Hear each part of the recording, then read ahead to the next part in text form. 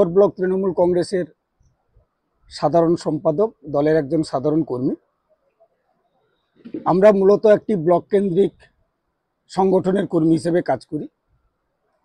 তো 7টি বিধানসভা মিলে লোকসভা নির্বাচন অনুষ্ঠিত হয়। তবুও আপনাদের মিডিয়াদের দেওয়া খবর, পেপার, পত্রিকা, ইলেকট্রনিক প্রিন্ট মিডিয়া থেকে শুরু করে যা থাকে, সে খবরাখবর ভোটের পারপাসে তো আমরা পেয়েই আছি। তো আপনাদের এটা দায়িত্ব নিয়ে বলতে পারি, আপনি সাগরদ্বীপের ইতিহাসটা যদি দেখেন, বরাবরই আমাদের সাগরদ্বীপ অবিভক্ত কংগ্রেসের আমল থেকে সিপিএমের জমানায়ও লড়াইতে ছিল।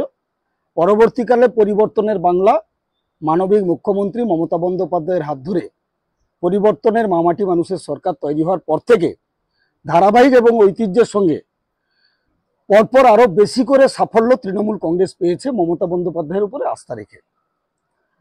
তার প্রকৃষ্ট উদাহরণ হচ্ছে 2021 সালে বিধানসভা নির্বাচনে যখন বেশ কিছু সংবাদ মাধ্যম কেন্দ্র সরকারের কালো টাকার কাছে বিক্রি হয়ে গিয়ে সংবাদ পরিবেশন করেছে যে বোধহয় পশ্চিমবঙ্গে তৃতীয়বারে মমতা বন্দ্যোপাধ্যায়ের সরকার হবে না, মানুষ কিন্তু ভোটের ফলাফলের মাধ্যমে গণতান্ত্রিক উৎসবের মতো করে ভোট দিয়ে 2021-এ প্রমাণ করেছিল যে সংবাদ মিডিয়াম বা মাধ্যম বা এক্সিট পোল এটা শেষ কথা নয়, গণতন্ত্রে মানুষের ভোটদান বা রায়টাই শেষ কথা। তাই 213-এরও বেশি আসনে তৃতীয়বারের জন্য বিগত দুবারের সরকারের থেকেও বেশি আসন নিয়ে জিতেছিল। সেই রেস, বাংলার সেই রেস থাকবে। আর সাগরদ্বীপে যেহেতু আমরা কর্মী হিসেবে কাজ করি, সাগর ব্লকে 9টি গ্রাম পঞ্চায়েত এলাকার 42টি মৌজা, 173টি সংসদের মধ্যে দাঁড়িয়ে আমরা এটুকু বলতে পারি যে 2021-এর মার্জিন আমাদের মাননীয় বিধায়ক, 4 বারের বর্তমান বাংলার ক্যাবিনেট মন্ত্রী মাননীয় বঙ্কিমবাবু রাজনৈতিক ইতিহাসে সর্বাধিক 29,000-এরও বেশি ভোটে মানুষের আশীর্বাদ পেয়েছিলেন, যেটা রাজনীতির ইতিহাসে বিরল আমাদের একটি দ্বীপাঞ্চলের ক্ষেত্রে। তো সেই দিক থেকে তাকিয়ে সেই ধারাবাহিকতা বজায় থাকবে 2024-এর লোকসভা নির্বাচনে।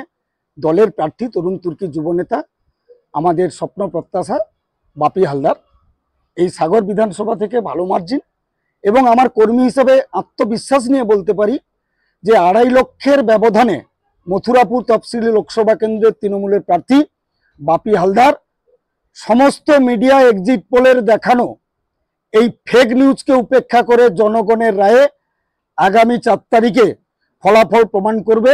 মথুরাপুরের মাটি তৃণমূলের শক্ত ঘাঁটি, দৃঢ়তার সঙ্গে কথা দাবি করতে পারি। ঠিক এই কথাটাই প্রসঙ্গে আমি বলছি যে বাপি হালদারের মুখেও শোনা গেছে যে সাগরের মাটি তৃণমূলের দুর্জয় ঘাঁটি।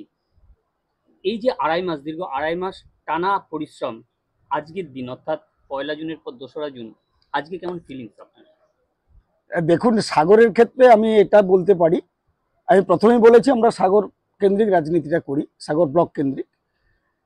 তো এখানে আমাদের দলের যিনি অভিভাবক বা নেতা এবং প্রশাসনিকভাবে মানব সেবক এবং তার সেবা ত্যাগের মূল্যায়ন থেকে আজকের স্বাধীনতার পরে একটি দ্বীপাঞ্চল থেকে ক্যাবিনেট মন্ত্রী মাননীয় বঙ্কিমবাবু, তিনি সদা জাগ্রত এবং তার দলের কর্মী হিসাবে আমরা প্রত্যেক অঞ্চল থেকে শুরু করে সাগর ব্লকের যারা কর্মী রয়েছি, আমরা 365 দিনই মানুষের সঙ্গে পরিষেবায় থাকি। একটি ছাত্র যদি ভালো করে সারা বছর পড়াশোনা করে পরীক্ষার সময় তার মনের যেরকম ভয় বা আতঙ্কের জায়গা থাকা উচিত নয়, তেমনি রাজনৈতিক কর্মী হিসেবে আজকের 2024-এর নির্বাচনটা আমাদের কাছে বড় কিছু ঘটনা নয়। মমতা বন্দ্যোপাধ্যায়ের যে প্রকল্প প্রত্যেক পরিবারে উপভোক্তারা পাচ্ছেন, সমস্ত রাজনৈতিক দলের প্রত্যেকটা পরিবার, বাংলার 10 কোটি মানুষ, সেদিকে তাকিয়ে ভারতবর্ষের ইতিহাসে যেমন বিরল মানুষের আন্তরিকতা। সর্বশেষ নির্বাচন 2023 সালের পঞ্চায়েত নির্বাচন সাগর ব্লকের মাটিতে প্রমাণ করেছে। 197টি গ্রাম পঞ্চায়েতের সিটের মধ্যে 180টিতে তৃণমূল ব্যাপক ব্যবধানে জিতেছে, আর বাকি 17টা আসনের মধ্যে যে বিরোধী দল জিতেছে পঞ্চায়েত প্রার্থী হিসাবে, সেটাও নামমাত্র কয়েকটা হাতে গোনা ভোটে। 25টি পঞ্চায়েত সমিতির আসন বিরোধী শূন্য, 3টি জেলা পরিষদ আসনে ব্যাপক তৃণমূল কংগ্রেসের পক্ষে লিড বা আশীর্বাদে প্রার্থীরা জিতেছে।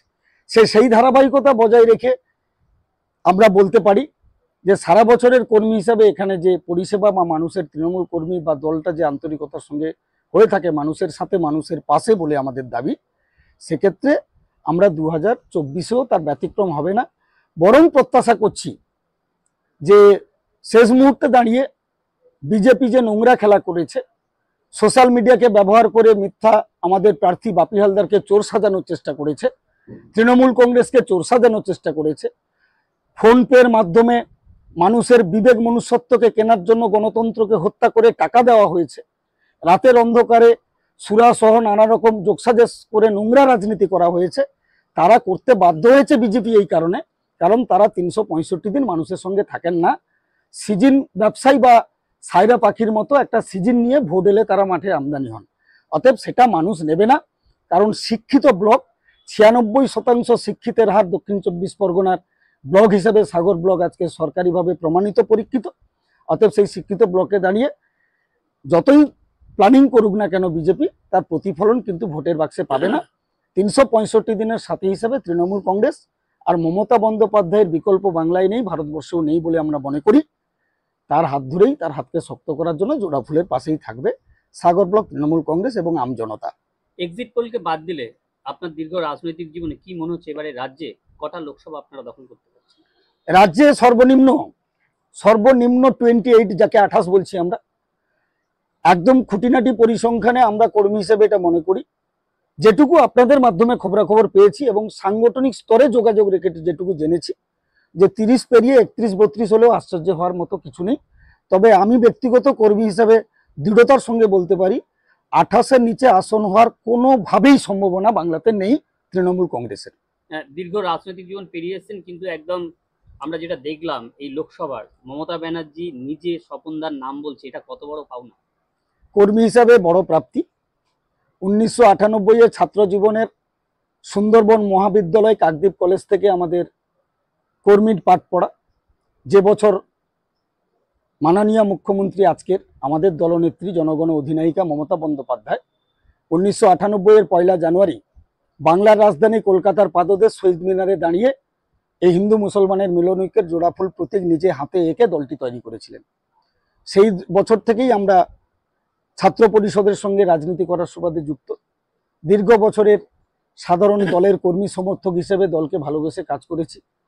আজকে একজন ব্লকের সাধারণ কর্মী হিসেবে সর্বোচ্চ নেত্রী যিনি আমাদের কাছে মাতৃসমা, দলের কর্মী হিসাবে আমাদের কাছে দেবী সমা, আর মানুষের সেবায় ভারতবর্ষের একম অদ্বিতীয় জনগণ অধিনায়িকা হিসেবে আমরা প্রমাণিত বলে দাবি করি।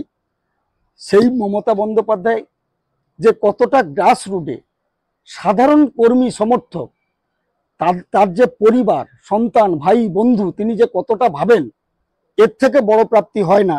যখন একটা ব্লক স্তরের সাধারণ কর্মীরও তিনি নাম ধরে বলছেন, তাহলে তিনি কতটা মাটির সঙ্গে থাকেন। এমন নেত্রী ভারতবর্ষের কোন রাজনৈতিক দলের কোন নেতা নেত্রীকে আপনি আজ পর্যন্ত প্রমাণ করতে পারবেন না যে বাংলার মাটিতে দাঁড়িয়ে 42টি লোকসভার আসন, 294টি বিধানসভার মাটিতে দাঁড়িয়ে প্রত্যেক ব্লক ধরে, আজকে প্রত্যেক পঞ্চায়েত ধরে, প্রত্যেক পঞ্চায়েতের প্রধান উপপ্রধান থেকে শুরু করে পঞ্চায়েত সমিতির পদাধিকারী থেকে শুরু করে জেলা পরিষদ, রাজ্য সরকার থেকে শুরু করে দলের কর্মীদেরও তিনি ঠোঁটস্থ বা মুখস্থ বা চিনে রাখেন, এমন বিরল মানবিক মন্ত্রী বা নেত্রী আমরা জীবনে কোনোদিন ভারতবর্ষে পাবো কিনা আমার ব্যক্তিগতভাবে সন্দেহ। তাই জননেত্রীকে দূর থেকে আপনাদের মাধ্যমে আমার শতকোটি প্রণাম। আর কর্মী হিসেবে আমার জীবনের রাজনীতির কাছে বড় প্রাপ্তি, মৃত্যু পর্যন্ত এই প্রাপ্তিটা নিয়েই আমি সুখে জিন্দি কাটাতে পারবো। এটা শেষ প্রশ্ন, বাপি হালদার শুধু সময়ের অপেক্ষা জেতার, যেটা অনেক মিডিয়াও এখন আরম্ভ করে দিয়েছে, তো আপনার ব্লকের একজন উপপ্রধান হিসেবে আপনি কোন সহসভাপতি হিসেবে কোন দাবিটা রাখবেন? দেখুন, এমপির কাছে দাবি রাখার ব্যাপার নেই। আমাদের প্রশাসনিকভাবে সফলতম বিধায়ক এবং বর্তমান সুন্দরবনের গর্ব